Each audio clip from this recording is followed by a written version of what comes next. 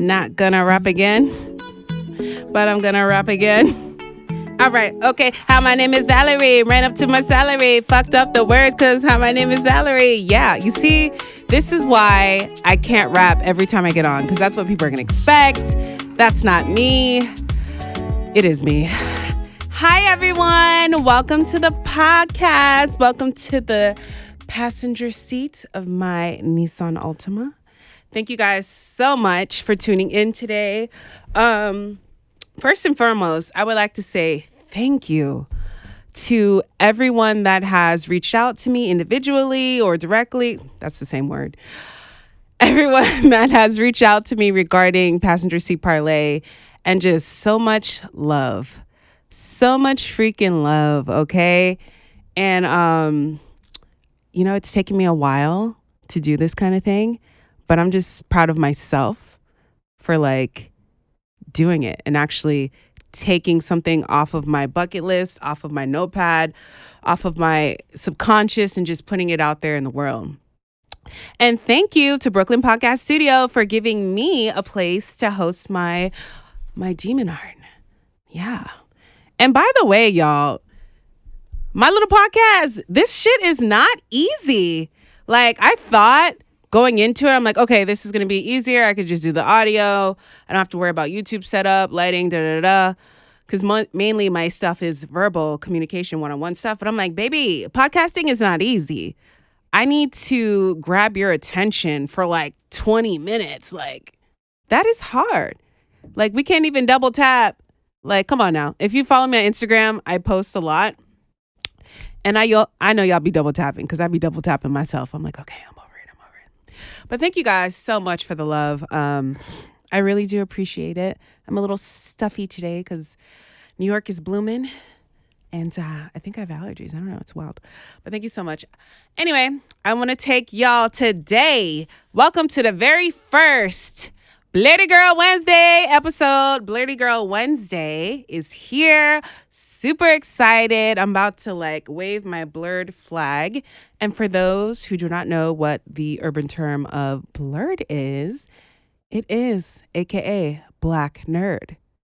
Black Nerd Blerd. And we are the most slept on community in the world, okay? Blerds, we're first of all, being black it's like being part of some secret society of just swag. I don't know what it is. You just kind of have to be there. I don't know. It's just an inside joke. I don't know. Being black is one thing, which is amazing. And then to be a nerd and bring your swag and your essence to the just nerd culture, it's unmatched. It's unmatched. So that is that. And plus, Blerd love. Oh, God. I'm dating a Blerd. And I'm that's my type, clearly. I have an episode coming out with my bestie, Leche Lux, where we discuss our each other's types and everything like that. And I am most definitely a Blerd lover. So Blerd love is the best. So yeah, today is Blerdy-Girl Wednesdays, where I'm going to go into different segments of anime, telenovelas. I don't watch reality TV, so we're not getting Bad Girls Club or Love is Blind reactions. That's just not my niche. There's a lot of girlies who do that, pero that's not me. And yeah, we're going to get into it.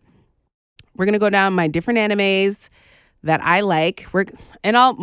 Mostly my category of animes that I love are the ones from my childhood, which are the 80s, 90s animes. Shout out to Tenchi Muyo, my very first anime, my favorite anime. And actually, I realized that I'm a big fan of harem animes, which is where you have a guy who's always surrounded by bad bitches, so to speak.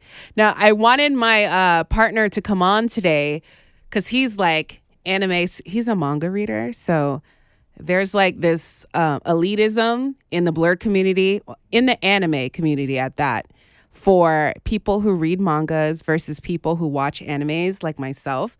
I'm not a manga reader. I used to read comic books when I was younger and stuff like that. But I'm a whole 30 plus, so I don't really have time to watch, to read comic books anymore or read mangas. He wants me to read a manga so bad. And I think one day, babe, I will read a manga front to cover, back. What is it? Because aren't mangas backwards? Yeah. So y'all understand. I will read a manga from my boo. But I'm away until my last name is changing because, we just not going to sacrifice things just to sacrifice things. But let me not project. But welcome to Blerdy-Girl Wednesday. Let's see here. I have some Q&As, and don't worry, y'all. I ain't going to drown y'all with like a 30-minute Q&A episode. But we definitely are looking forward to starting this content.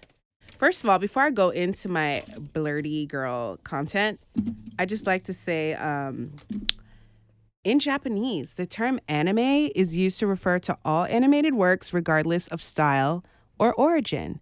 So remember, that is what anime means in Japanese, which obviously in American culture, we recognize animes as the animation style of the Japanese. So we call it anime. However, in Japanese, they refer to all animated works, regardless of style and origin, as anime. So that being said, some of these animes that I'm about to list, before y'all come for me in the comments and my DMs talking about, oh, that's not an anime, shut your mouth. Go ahead and listen to that quote. Google it. It is what it is. So that there you go. Put my disclaimer out there. So first question. What's the most... Whoa. Not me not being able to read, child. It's been a long day. I just got out of the office and my eyes are tired. So here we are. What's the most memorable anime plot twist you've experienced? Plot twist. I don't want to... Animes are just so like vast. And I don't think... there's two that come to mind. One was the ending of Death Note, which was wild. Like, again, I'm a nerd and I love nerds. That's my boo. Just the way that Light was defeated was crazy. Like, I did not know how that anime was going to end. Definitely look it up. Death Note, I think it's on Netflix right now. Death Note plot twist was A1. And then the other one that's not really a plot twist, but when I came of age to kind of reflect back and think about it, I was just like, yo, this whole anime is disturbing. And that's Sailor Moon. Now, most millennials, anyone born in the 90s, we were raised off of Sailor Moon, Crystal Light Power.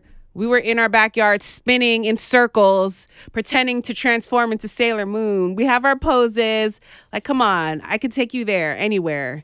Sailor Moon. And we all were in love with Tuxedo Mask, Darren. Oh, that's what I named my first Ken doll. Now, when I think about it, I'm like, yo, so Sailor Moon's in middle school. She's 14, right? And Darren is a whole grown-ass man going to college.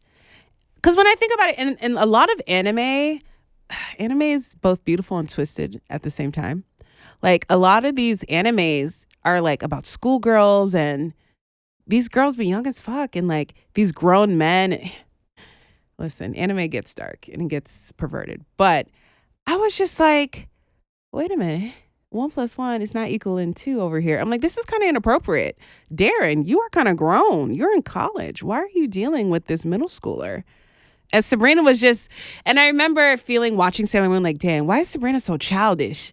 But then it's like, baby, she's a child. It's like, she's not even grown. So I guess that's kind of like a plot twist. This is a great question. I was literally just on the phone with my friend talking about this. Which anime has the best character development in your opinion? If someone had asked me this about like a week ago, I would have said Zuko from Avatar: The Last Airbender. Just his character development between all three books, I thought was beautifully drawn out, especially like for that age group for children. And in the time, because it came out live in 2005. Like that character development, A1. But baby, Zuko, you have been surpassed by Thorfinn. Oh my gosh. Thorfinn from Vinland was amazing. I just finished it literally like 2 days ago, season 2. I think book 3 is coming out in 2025. It's on Netflix. It's an American anime that follows Norse North mythology, Vikings and such. And just like a little synopsis, it's like young child. His dad's like the best Viking out there, like he's well known, and he gets killed in front of him because of him. And then he has like this 15-year like grudge and like vendetta to like kill the guy who killed his father. And then at the end, I'm ruining it for I'm low key. I don't want to ruin it for people. But basically, he goes through God, I don't want to ruin it for people. But basically, we watch Thorfinn go through PTSD. We watch him go through depression. We watch him evolve and grow through it. We watch him heal and what he did to heal. And I'm going to have a whole separate episode on Blerdy-Girl Wednesday discussing Vinland. So I'm not going to go into it. So right now, this is your first Blerdy-Girl Wednesday. I don't know when I'm going to record the next. But when you're hearing this, go watch Vinland season 1 and 2 on Netflix. Trust me, it is gory. That's the thing about me. Like, I like anime. I like two types. I like harem animes, but I need action. I need a novella. I need a plot. I need character development. If you're someone who's not really into anime, but you do like, telenovelas, you like drama, a little action doesn't bother you, sure. I mean, it's a lot of action. I ain't gonna hold you. Vinland is very bloody. I'm not a big fan of blood and stuff like that, so there's a few times I had to like close my eyes, turn away. But like the action will pour you in, baby. But yeah, to answer the question, Thorfinn from Vinland, in my opinion, has the best character development. Top tier. And I look forward to just starting some new animes that I have on my list to go through, to hopefully just be sparked. Like, I have so many animes queued up. There's just so much to go through. I'm over watching regular TV. I'm not a reality TV girl. If it's not something that I've watched in the past and that I never finished, or something new that's exciting, like, I'm not going to do it. And if it's too popular, I'm going to wait, because the internet be ruining it for everybody. I'm going to watch it on my time. Alrighty, let's see. What sparked your interest in nerd culture, and how has it impacted your life? Well, that's a great question. What has sparked your interest in nerd culture, and how has it impacted my life? Well, growing up with all brothers in a house where you have one TV and it's a democracy and you need a vote, when like, you're not gonna win Gullah Gullah Island compared to like wrestling 2 out of 1. My younger brother, sometimes I could get him to side with me, but for the most part, it's whatever my older brother was watching that we would watch. So I grew up I grew up as a tomboy. Like, I'm watching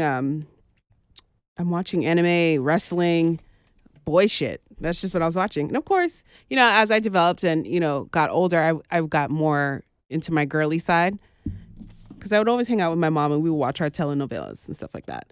And how has it impacted my life? Man, I told y'all, I am a whole blerd. Like, even my type, I have a particular type. Like, you need to be smart in one way or some form. You need to be some type of like creative.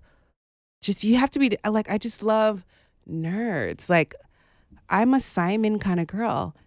Segue, I have a separate segment talking about the alpha male fixtures. I don't know. I may do it today, tomorrow, who knows. But like, I just like nerds. Like, we could talk, we watch the same things most times. I don't know.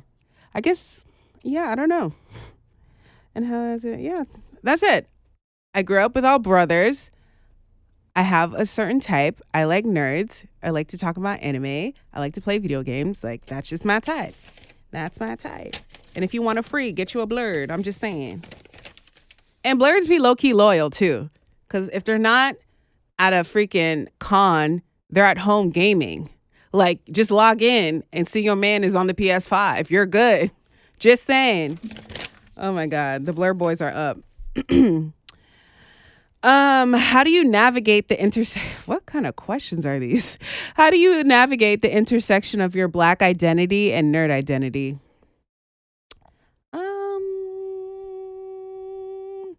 My intersection of my Black identity.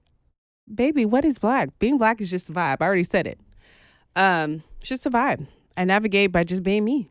I think that is something that everyone should just practice doing. At this age and time, it's like I'm just more comfortable with being me versus the version of me that tries to be what I think people want me to be. So I guess that answers that.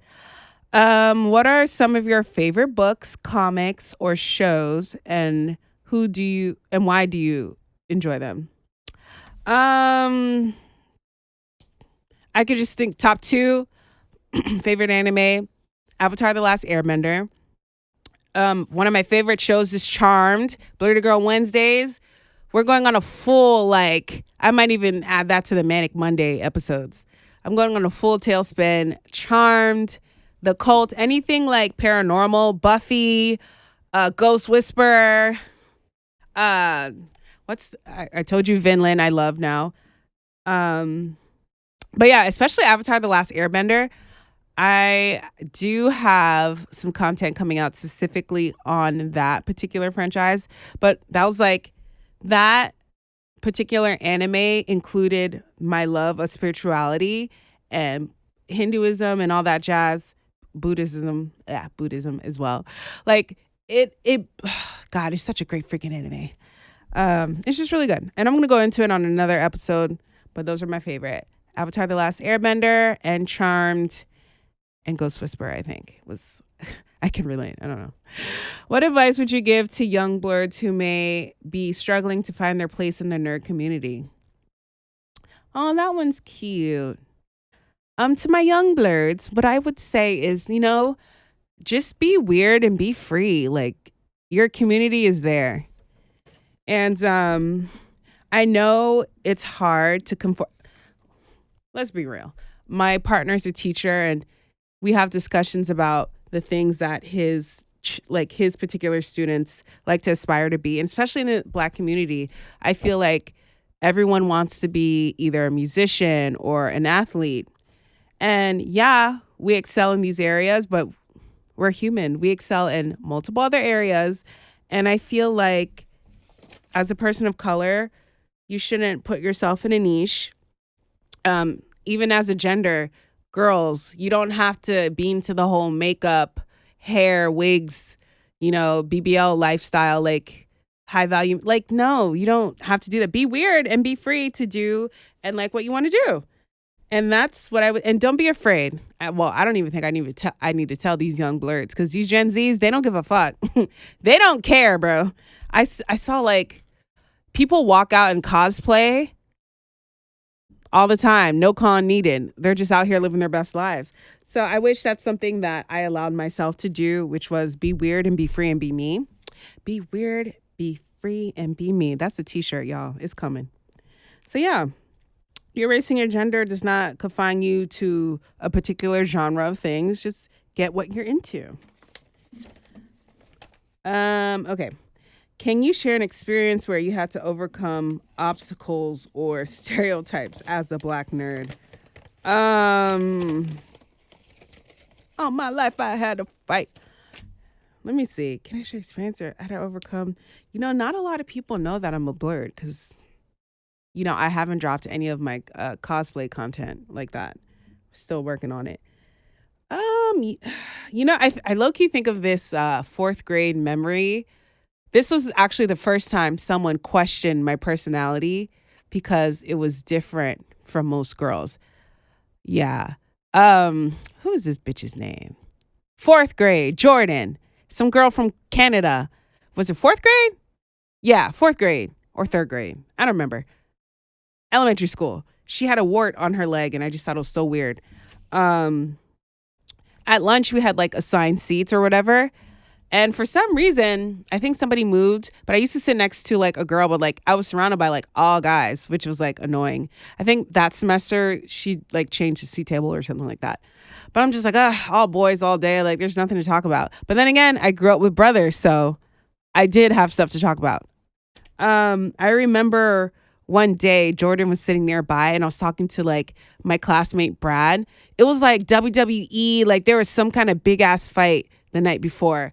And it was really good. It must have been like a melee or something because me and my brothers watched it the night before and we were super excited and we were talking about it. It was a really good show. I don't even remember what happened. It's fourth grade. So me and him were talking. We were really engaging. I was like, yeah, da-da-da. Then when he flipped him, like I was just having a moment, like when you're super excited, like talking about something that you saw. And then what did she say? I think the bitch said it at the table because she was like, you didn't watch it. You're just watching it so you could talk to the boys. And I'm just like, what I said? And then I told her to suck it like X-Pac. Oh, it was a glorious moment. And I had to bring a note home to my mom. So that was interesting. Fun fact. Oh my God. I think I brought the note home to my mom and she had to sign it. And then I just had my older brother forge my mom's signature for me because I told him what happened. Something like that. Oh God, I got away with so much shit as a kid.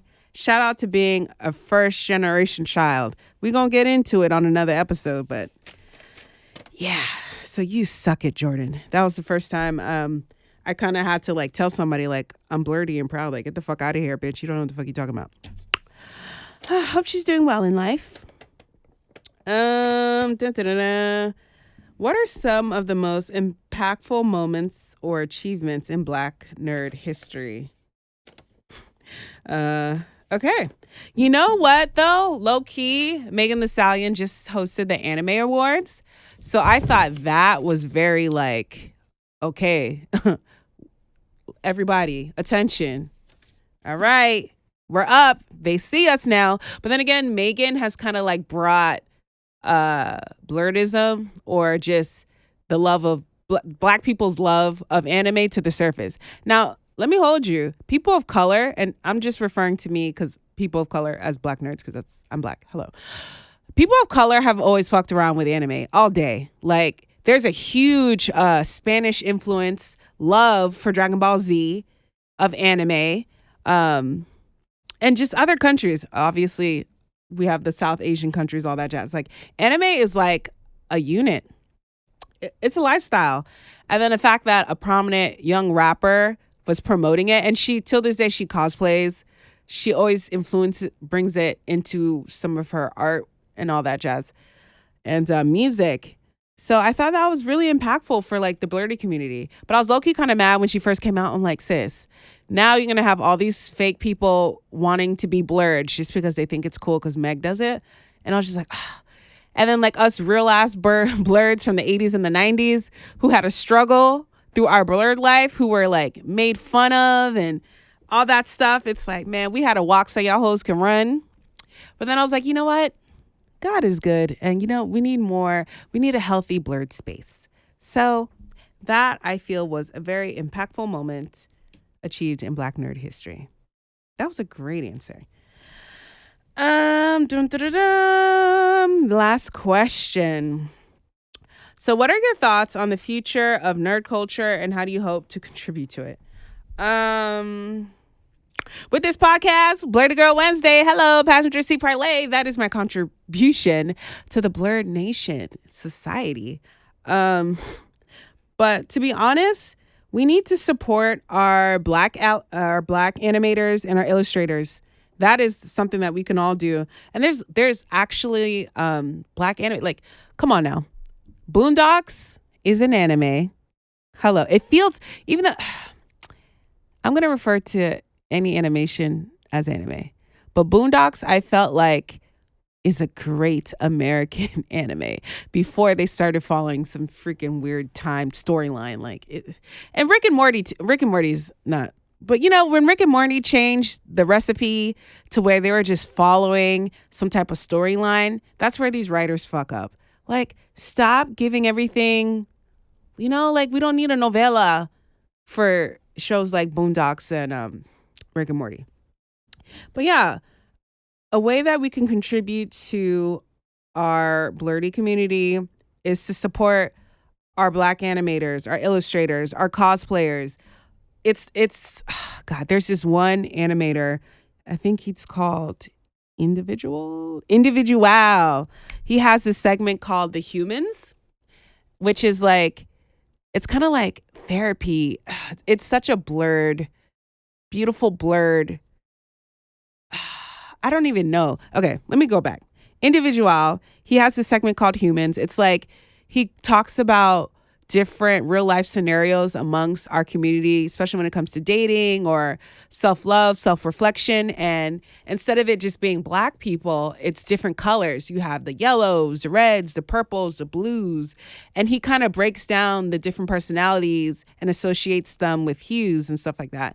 He talks about hues changing themselves to conform to different colors because they think that that's what people want to see. Like, man, shout out, bless this man, wherever he is. I hope he has a podcast. I got to go research because I haven't been on his page in a while, but I'm a huge fan of his work. Just support and just kind of let's normalize this. Black people aren't just athletes and musicians. We're good at many things. We're scientists. We're biochemists. I just named another type of science. Science. And then it's like we're always in the medical field too, but it's like we're writers. What are we? We're everything. Baseball players. Oh, that's an athlete. You see, this ain't the time right now, but y'all understand what I'm trying to say. It's like, people of color, we do more things than just dribble a ball and, rap about it. So yeah, I think I'm going to wrap up this Blerdy-Girl episode. But yes, everybody, that was just a little Q&A to just kind of get familiar with what we're going to talk about. We're definitely going to bring on different types of niches. We're getting ready for Spiritual Sundays, where I go ahead and give y'all the sermon of the week to kind of cover y'all and bless y'all. We're going to have Manic Mondays, where I go through my ADHD wormhole of conspiracies. Blerdy-Girl Wednesday, let's go. I'm thinking it's either going to be Teenage Trauma Tuesdays, because there's a lot of things that I want to go into as far as colorism. We have a separate segment, Uncomfortably Black, with co-host Leche Lux. Baby, tune in. Go ahead and subscribe to my YouTube. Share this post. Share this reading. Share your thoughts. Leave a comment. Tag me on Instagram, Valerie with a V, Valkyrie Rain. Go ahead and feel this thing. Not me trying to rap. It's just not going to flow. So either way, thank you guys so much for the outpour of love. This is your host, Valkyrie Rain, and it's a Blerdy-Girl Wednesday. Bye.